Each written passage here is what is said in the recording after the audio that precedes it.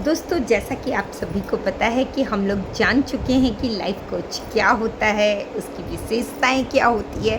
तो आगे हम कुछ और चीज़ें जानते हैं कि ऐसा क्या चीज़ है जिसके बिना लाइफ कोच अधूरा है।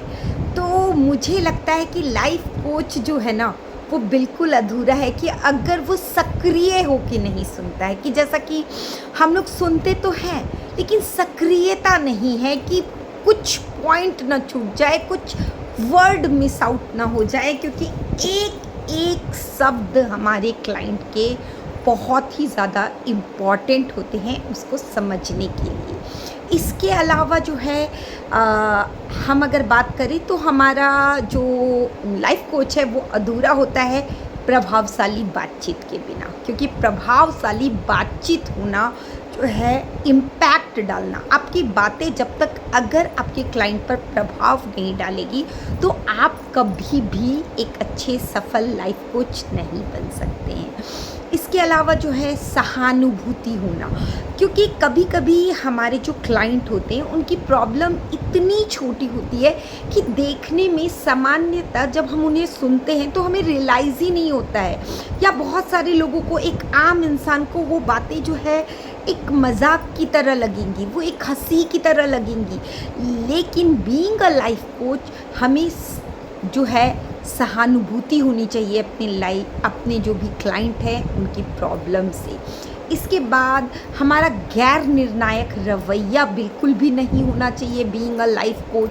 क्योंकि कभी कभी हम लोग जो है ना, वो अपने क्लाइंट का ध्यान रखने के चक्कर में और खुद को बड़ा बनाने के चक्कर में हम भूल जाते हैं कि हर एक क्लाइंट की अपनी अपनी क्षमता होती है, अपना अपना टाइम पैसेंस होता है, अपनी अपनी एबिलिटीज़ होती है। तो ये सारी चीज़ों को भी हमको ध्यान में रखना पड़ता है। इसके अलावा जो है एक लाइफ कोच अधूरा है बिना पॉजिटिव मानसिकता के। क्योंकि बिल्कुल पॉजिटिविटी के बिना तो कभी लाइफ कोचिंग की ही नहीं जा सकती है। पॉजिटिव होना बहुत ही ज़्यादा कंपलसरी है। अब हमारा जो अगला चीज़ है जिसको जो है ना, हम कहते हैं एक बैकबोन की तरह, जो भी हमारे लाइफ कोच होते हैं ना, उनका जिज्ञासु, उनका जो है ना, जिज्ञासु से भी ज़्यादा अगर मैं बात करूँ तो एक अपने क्लाइंट के अंदर में, अपने जो भी व्यक्ति जिसकी वो प्रॉब्लम सॉल्व कर रहे हैं उसके अंदर में जिज्ञासा और चुनौतियों का सामना करने वाला उनको बनाना जो है ना, वो होना चाहिए। ये हमें बहुत ही ज़्यादा इम्पॉर्टेंट है। इसके अलावा जो है एक लाइफ कोच अधूरा है अगर वो सतर्क नहीं है। क्योंकि बहुत बार बहुत लिटिल थिंग, बहुत छोटी छोटी चीज़ें जो है ना, वो आपकी चीज़ आपके क्लाइंट के जीवन में बहुत बड़ा बदलाव ला सकती है। तो आपको सतर्क होना बहुत ज़्यादा ज़रूरी है। इसके अलावा जो है आप ईमानदार होना चाहिए, और आप जो है अंदर और बाहर से सेम होनी चाहिए।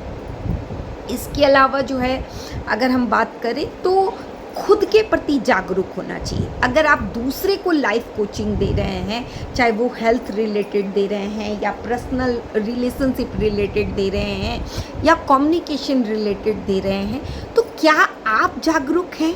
क्या आप उस चीज़ के प्रति अवेयर हैं? क्या आप वो अपनी लाइफ में एम्प्लीफाइड कर रहे हैं? तो ये बहुत ज़्यादा इम्पॉर्टेंट है। इसके अलावा जो है सारी चीज़ों पर जो है वो अगर प्रभाव डालता है तो वो है लक्ष्य की केंद्रता। एक लाइफ कोच के अंदर लक्ष्य के प्रति केंद्रता होनी चाहिए। इसके साथ साथ जो है ना, कुछ अलग भी गुण हैं जो एक लाइफ कोच जिसके बिना अधूरा है, वो है लचीलापन।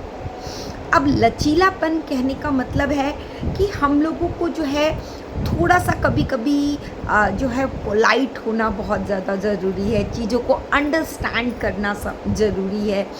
इसके अलावा जो है आत्म प्रेरणा और न्यू लर्निंग, हमें अपडेटेड होना बहुत ज़्यादा ज़रूरी है।